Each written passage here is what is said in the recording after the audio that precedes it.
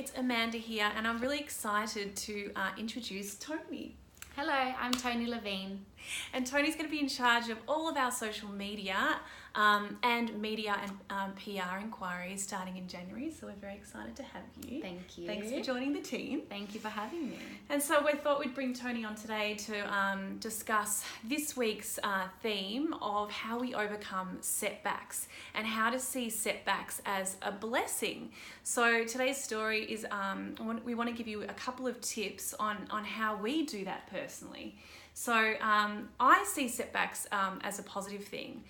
So I really sort of challenge you all today to view a current setback you might be going through and see it with new eyes. And what if it is a positive thing? What if setbacks are designed to move you so that you feel uncomfortable and therefore you're forced to walk and pick another path that maybe you're actually ready for? And the second tip is, why are you holding on to your current path? If you're finding it hard to make a change or to steer direction, it's a really good question to ask yourself, why am I holding on and creating a block? And also, give your mind and body the right environment every single day to be more malleable and flexible to adapt to change with resilience. And that's obviously what we're all about here. So I wanted to throw it over to you, Tony. When have you had a setback in your life? And how's it ended up being a positive thing?